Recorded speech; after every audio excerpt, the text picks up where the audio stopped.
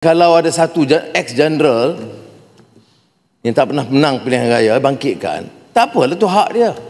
Tapi yang kita nak jadikan dia sebagai hero ni apa benda? Ini masalah dia. Seri Gading. Terima kasih kepada Tan Sri Speaker.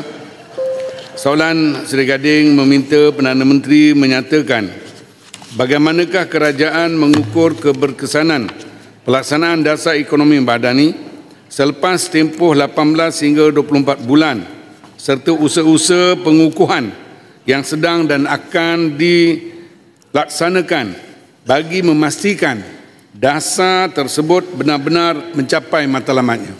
Terima kasih. Silakan Perdana Menteri. Assalamualaikum warahmatullahi wabarakatuh. Salam sejahtera. Terima kasih Yang Pertua. Izinkan saja mula walaupun saya tahu Tuan Sri Betul telah jelaskan. Soalan yang dibangkitkan semua saya jawab. Tapi kalau soalan saya telah jawab 2 kali dan Menteri dah jawab, itu juga ditanya, kita jawab itu juga. Dan itulah sebabnya mengapa saya setuju dengan keputusan Tan Sri Betul. Nak mengatakan elak, saya tidak elak. Tanyalah apa soalan, saya tidak elak. Saya Kota Baru kena dengar. Saya tidak akan elak apa-apa soalan. Tapi kalau kita dah jawab, baca sampai peruntukan-peruntukan perjanjian itu 5.2, 7.3 saya baca di medan ini. Kalau dia tak hadir ke tak dengar, soal lain. Baik, jawapan tentang soalan daripada Seri Gading, ya. Kerangka ekonomi madani kita luncurkan Julai 2023. Kemudian susulan daripada itu ada NIMP, NETR dan National Semiconductor Strategy. Kita juga ambil langkah Akta Kewangan Awam, Tanggungjawab Fizikal, RUU Perolehan Kerajaan yang merupakan beberapa langkah reform yang sangat bermakna. Dan lagi yang saya fikir dah penting ialah tentang penyasaran subsidi. Satu keputusan yang telah diwar-warkan selama puluh tahun tetapi memerlukan tekad politik dan alhamdulillah dapat dilaksanakan dengan penjimatan dana negara 15 bilion lebih. Apa keadaannya sekarang? Ekonomi negara kukuh dan berdaya tahan.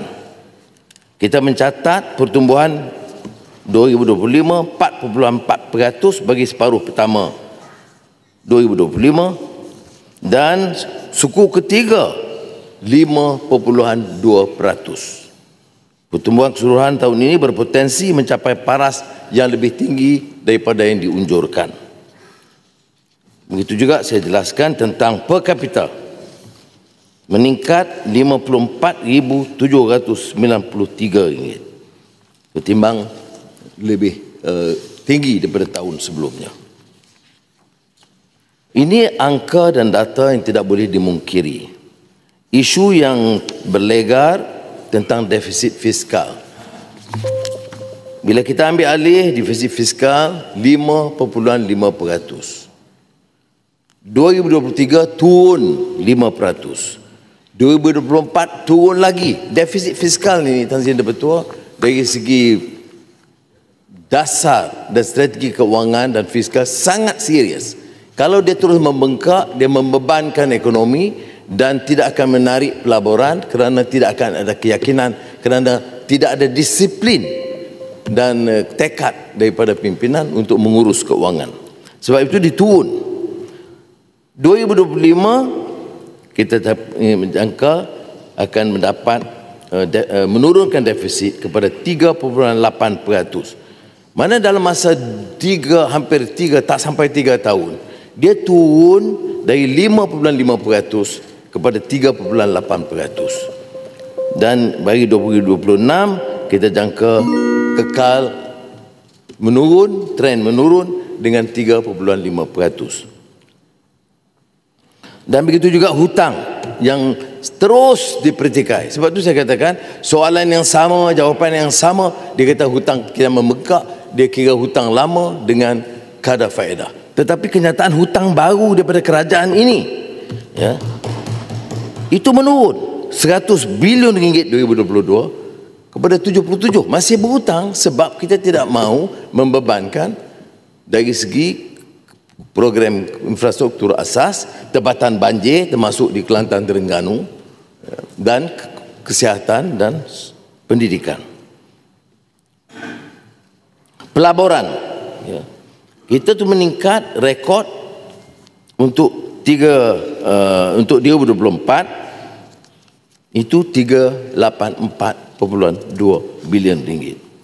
Daya saing dunia untuk 2025 melonjak sehingga 11 anak tangga, pencapaian terbaik sejak 10 tahun. Trend perdagangan terus positif. Dan jumlah dagangan di tahun ini, Januari sehingga September, meningkat 4.4%. Tan Sri Pertua, ini dalam keadaan ekonomi yang belum menentu, terutama akibat daripada pengenaan tarif oleh Presiden Donald Trump. Tapi masih meningkat kira-kira kepada 2.24 triliun ringgit. Ringgit yang dulu kita diserang bertubi-tubi, ringgit jatuh. Sekarang bila ringgit mengukuh, tak sebut sepatah pun. Ini masalah dia. Jadi sekarang ini, hari ini RM4.16 ketimbang $1.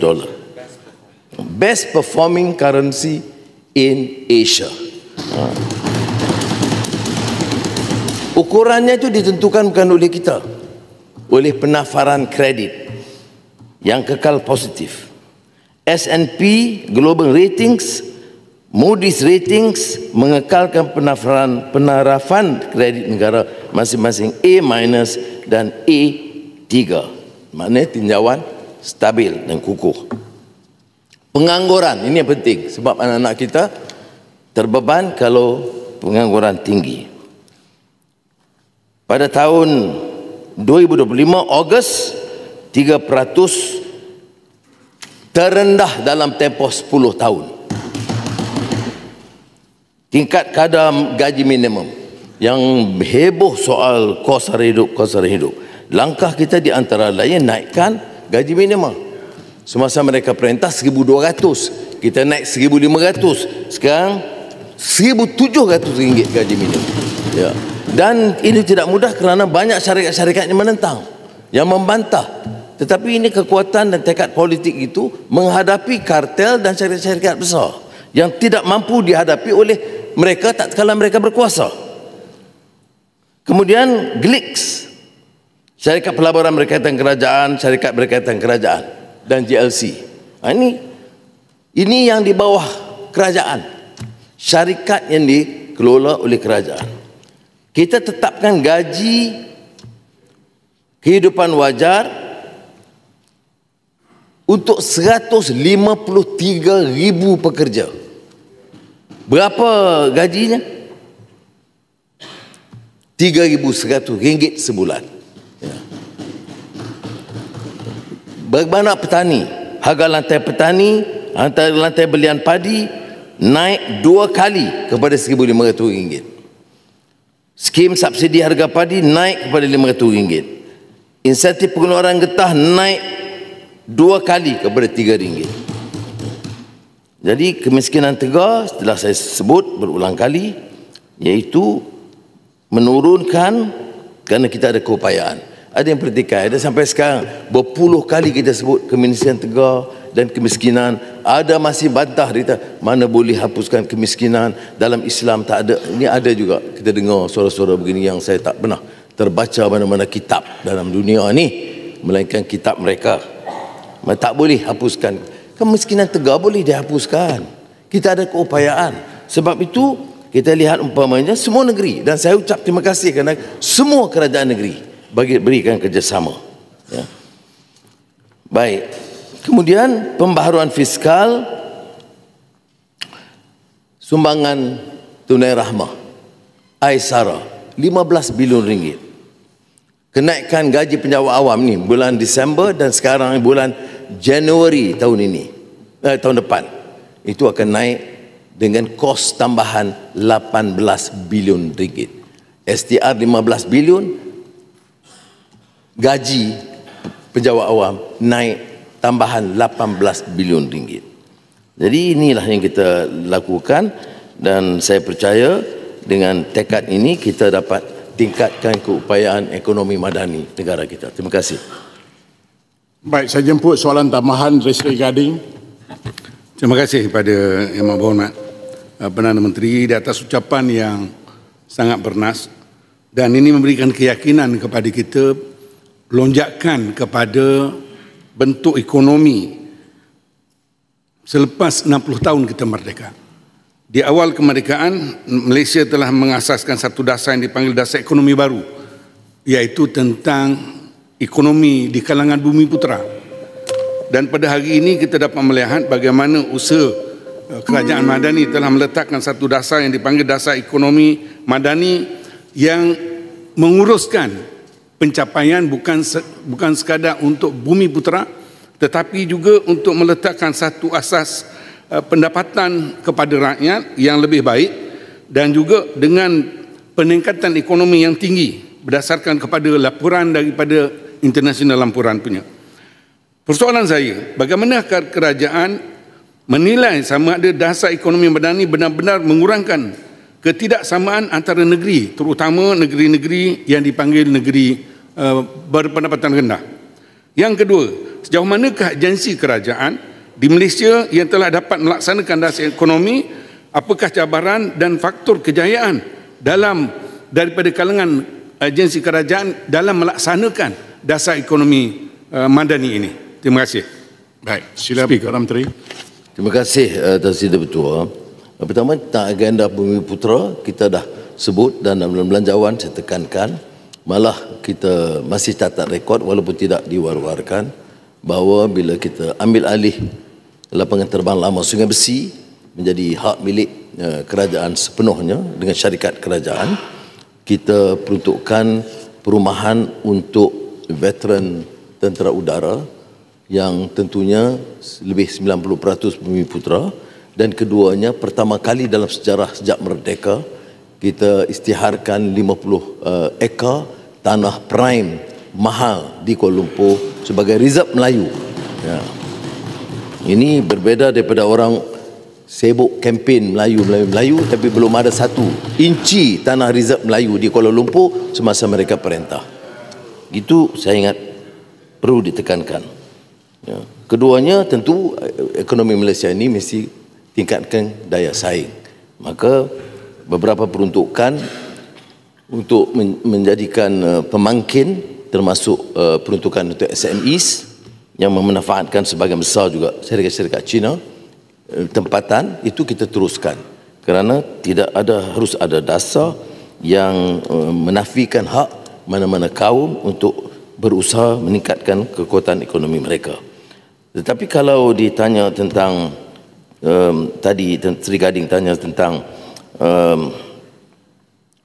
peruntukan untuk semua negeri, saya telah jelaskan. Kalau Sri Gading ingat peringkat awal Tan Sri banyak menyerang kita tentang ketidakadilan dan sebagainya. Jadi bila kita berikan angka semua negeri diberikan tumpuan dan masalah-masalah basic air, elektrik dan infrastruktur termasuk tempatan banjir, itu peningkatan yang tinggi untuk Kelantan dan peningkatan bagi semua negeri. Ya. Termasuk Sabah sekarang. Peningkatan peruntukan itu kerana keperluan mereka. Malah Perlis yang dianggap negeri yang paling lemah dari segi kekuatan ekonomi, kita sediakan dana yang agak lebih besar untuk inland port supaya menjadi pemangkin pertumbuhan ekonomi bagi negeri itu.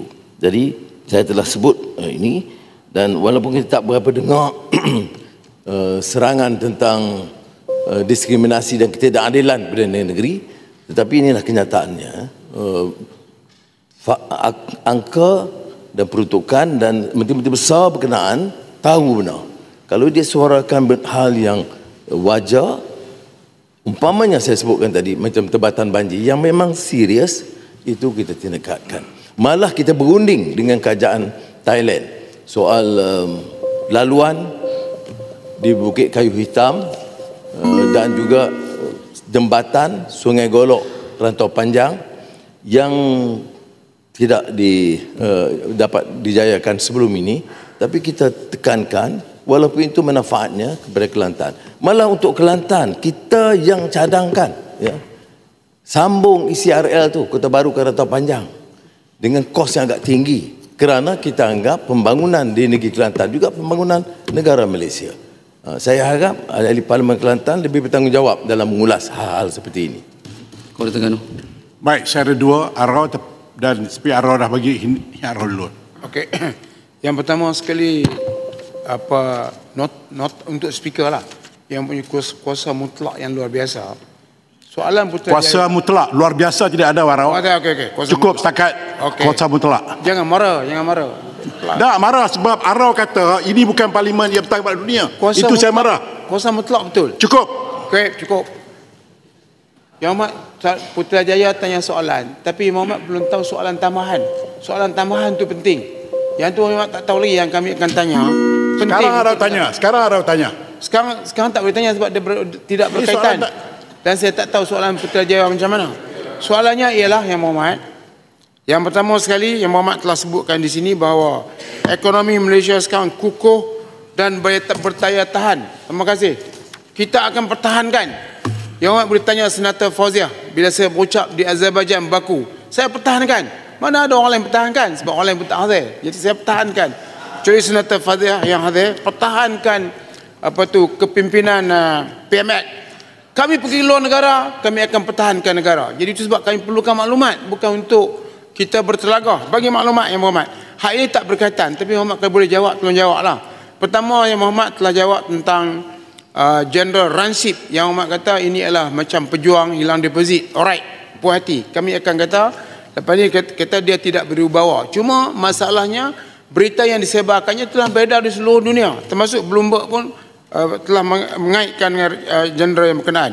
Yang kedua yang Muhammad, ni yang terbaru, bekas pengurusi ASEAN Susilo Bambang yang juga mengeluarkan kenyataan yang hampir sama. Ya Muhammad kena bagi maklumat untuk kami pertahankan negara Malaysia yang tercinta ini. Walaupun kami dizalimi, tak bagi peruntukan, tapi kita akan pertahankan negara ini dengan hebat dan dahsyat. Itu soalan saya ialah bagaimana kita nak menghadapi tekanan-tekanan ini. Dan yang terakhir sekali ialah kenapa Perdana Menteri Thailand menolak cadangan yang Muhammad untuk menghantar lebih ramai tentera pengaman ke Cambodia, Thailand. Baik, terima kasih. Silakan Perdana Menteri. Terima kasih, Arau. Pertama, saya sebut soalan itu jangan dibangkitkan tanpa yang Kubang Kota Baru sebut tadi. Saya jawab. Saya tidak pernah menafikan tiap kali. Tapi kalau soalan yang sama saya dah jawab 2 kali, saya jawab soalan lain lah. Itu dia. Bukan masalah tak jawab. Ya? Dan saya jawab bawa sekali dengan agreement dan baca. Tidak akan memuaskan hati pembangkang, tak apalah.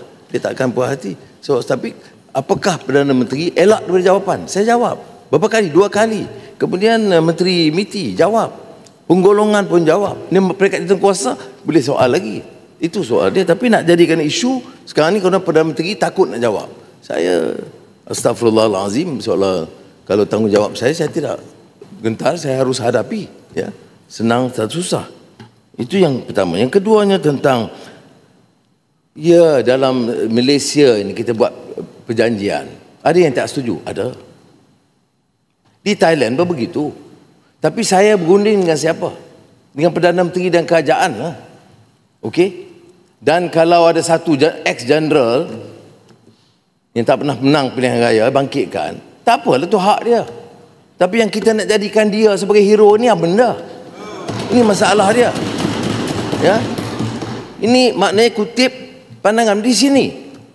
Apa juga dasar ekonomi madani, kemiskinan, panggillah wakil-wakil pembangkang, ada aja yang bantah. Tapi cuma tak adalah famous mereka boleh kutip dapat perhatian media. Kalau media antarabangsa macam bawa, memang kejayaan Malaysia pun juga dicemburui, kita tahu. Ya, ada orang tidak senang. Mengapa Malaysia negara kecil dapat perhatian dunia? Ada masalah. Saya tak nafikan begitu. Cuma Perdana Menteri pada ketika itu Seta, kemudian Pai Tang Tan, kemudian sekarang Perdana Menteri Anutin, saya dah hubungi. Bukan sekali-sekala, terus. Yang sekarang ni dia bangkitkan tidak setuju, itu sebab letupan landmine di kawasan yang dia percayai tentera Kemboja terlibat. Jadi dia kata sementara tak selesai bab itu, kita tangguh kelulusan. Tetapi dia tidak serang. Kata dia tahu, jadi jeneral. Dia antara tak setuju dengan menyerang tu dua istilah lain. Jadi sekarang ini Panglima Angkatan Tentera kita sedang berunding balik. Sebab perjanjian dia apa? Saya hafal perjanjian dia. Undur dari perbatasan dan selesaikan masalah letupan yang berlaku oleh kerana landmine. Itu dalam proses. Kebetulan seorang lagi mati letupan landmine. Jadi tentunya kerajaan yang baru ni, yang sebelum juga sudah ada. Jadi tentunya menimbulkan kemarahan orang Thailand. Dia kata, apakah perjanjian ini dicabul? Tapi Perdana Menteri tidak pertikai tanggungjawab kita dan peranan kita. Saya boleh tunjuk teksnya. Cuma dia kata, kena gesa supaya Kemboja juga mematuhi sepenuhnya. Dan kalau mematuhi sepenuhnya, 18 tahanan di bawah Thailand itu akan dilepaskan semuanya mengikut perjanjian damai di antara Thailand dan Kemboja. Kalau tanya saya doakan bagi selesai lah. Yang kita nak seronok kalau bergaduh sebab nak tunjuk Perdana Menteri Malaysia tak berjaya. Ini satu sikap yang sangat merugikan. Doa bagi gagal perjanjian itu nak tunjuk Perdana Menteri Malaysia gagal. Saya nak doa bagi aman, kerana kalau dia bergaduh kesannya kepada kita dan keduanya tanggungjawab kita. Malah sekarang ini saya masih pengurusi asas sampai Disember, tapi kedua-duanya masih berhubung dengan kita. Dan saya tugaskan semalam Panglima Angkatan Tentera segera dapat laporan supaya kita dapat bantu. Itu dia. Ini soal sekali lagi general itu tidak setuju, saya tidak ada masalah. Yang sama ada dia kredibel atau tidak, tak jadi masalah. Di sini pun ramai tak setuju perjanjian damai. Jadi apakah nak kutip itu? Dia tak setuju sebab apa? Apa dia tak setuju sebab apa? Apa kepentingan dia? Sebab apa? Usulnya dari Malaysia. Sama ada perjanjian damai kerana ramai juga yang di Kemboja menganggap Thailand itu agresif. Ada juga yang dari Thailand menganggap Kemboja itu melanggar prinsip. Sebab itu kita tolong rundingkan. Tan Sri Yang Bertuah, kita selaraskan. Dan saya masih ingat lagi, bila kita panggil kedua-dua Perdana Menteri, saya panggil kita bertiga, saya kata gini, saudara-saudara tentukan apa dia. Saya hanya bantu menjelaskan dan memohon perdamaian. Dia yang tentukan parameters. Bukan kita letakkan syarat dia. Arau kena faham ni. Bukan saya tetapkan syarat-syarat perdamaian. Kita hanya bantu menyelaraskan. Dan yang bersetuju itu kedua-duanya. Kalau ada pelanggaran, maka timbul masalah. Ini yang terbongkar ini baru sekali. Sebenarnya percaturan itu berulang kali berlaku. Bukan sekali. Sejak perjanjian damai di Malaysia, berulang kali masalah itu berbangkit. Itu, tapi saya harap benar supaya perkara ini dapat dikekalkan. Soal pandangan SBY itu kerana dia bimbang apa yang kita persetuju itu seolah-olah dipaksakan ke atas Indonesia. Tidak benar. Kita bersetuju dengan perkecualian kita, saya sebut 5.2, 7.3 yang memberi pengiktirafan kepada dasar negara kita, keselamatan negara kita, undang-undang dan peraturan negara kita yang termasuk di dalamnya dasar Bumiputera, dasar memelihara kepentingan tempatan. Ini yang dikemukakan. Tidak ada masalah orang kurang bersetuju dengan kita, kerana dalam negara pun ada yang tidak setuju, tidak masalah. Dalam Jemaah Menteri pun perbincangan yang panjang dan perbahasan yang hangat sebelum dapat dimeteraikan keputusan akhir. Terima kasih, Arau. Baik, saya jumpa betul. Terima kasih Tan Sri Yang Di-Pertua. Terima kasih juga kepada Yang Amat Perdana Menteri kerana telah menjelaskan mengenai pelaksanaan dasar ekonomi Madani ini. Jadi soalan tambahan daripada Betong adalah apakah status berhubung keputusan kehakiman terkait tuntutan Kerajaan Negeri Sabah dan adakah ia akan sedikit sebanyak memberi kesan kepada perancangan dasar ekonomi Madani secara keseluruhan pada tahun-tahun mendatang. Sekian, terima kasih. Silakan Perdana Menteri. Terima kasih Betong. Seperti mana saya telah umumkan semalam di Tawau, pandangan pribadi saya tentang 40% menghormati keputusan hakim itu saya dah suarakan, tetapi dia belum lagi dengar cara rasmi pandangan Peguam Negara kerana keputusan penghakiman hanya siap hari Jumaat. Ya, Jumaat petang Jabatan Peguam Negara memaklumkan mereka akan teliti, maka saya panggil sidang Jemaah Menteri khas petang ini untuk mendengar dulu pandangan Peguam Negara. Ada orang tanya mengapa tak boleh buat keputusan awal. Tak boleh. Kita ada proses yang betul. Ya, mana-mana keputusan penghakiman, Peguam Negara itu penasihat kepada kerajaan. Jadi kita kena dengar, kemudian Jemaah Menteri bincang dan putuskan. Tetapi sebelum itu kita nak jelaskan ya, Datuk Seri TPM 2 mempengusikan jatuh kuasa teknikal. Perkara ini dibangkit. Jadi kalau kata tidak ada rundingan, tidak benar. Ada rundingan. Dimuktamadkan setelah mesyuarat Perdana Menteri, termasuk Premier Sarawak dan Ketua Menteri Sabah. Tidak dapat dimuktamadkan, maka disebut interim. Jadi sebab itulah daripada 26 juta, 150 juta semasa Bera jadi pengusi, Perdana Menteri naik. Ya. Tapi ini semua kerajaan dulu terlibat. Jangan tidak mudah jadi isu politiknya. Kerajaan dulu terlibat. Berapa orang yang bekas jadi menteri-menteri dan Perdana Menteri sebelum ini. Cuma setelah saya diperingatkan oleh Premier Sarawak dan Ketua Menteri Sabah, saya fikir wajar diberi pertimbangan serius. Maka kita naikkan sekarang ke 600 juta. Itu pun disebut interim sebagai sementara kerana melihat kepada peruntukan daripada negara. Itu ada akan juga dibincang dalam Jemaah Menteri apa dia hasil daripada Sabah yang 10 bilion kita perincikan, dan apa dia 17 bilion ringgit yang dibelanjakan. Kerana ada yang di Sabah tanya apa dia. Ya, baik. Ada yang peruntukan-peruntukan memang syarat kerajaan persekutuan, yang pendidikan, kesihatan, pertahanan. Tetapi pembangunan kita boleh kurangkan. Kalau isunya isu 40%, kita kurangkan pembangunan, kita tampung di 40% kepada negeri. Sebab itu saya katakan keputusan kita harus dilihat keseluruhannya, ya, keupayaan. Tak perlu ada pertelagahan. Kerana kerajaan Madani setuju untuk menerima kenyataan 112 CD. Setuju pada prinsip dia. Dan dah mula berunding pun.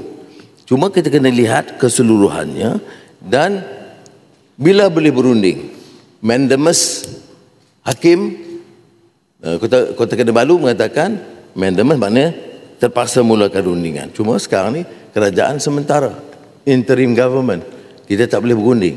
Jadi tubuh je kerajaan, mungkin minggu pertama bulan Disember saya akan arahkan supaya menyegerakan rundingan. Baik, terima kasih. Baik, saya berikan kebenaran khas. Kebenaran khas kepada Kuala Terengganu. Silakan. Terima kasih Tan Sri yang sangat tinggi budinya.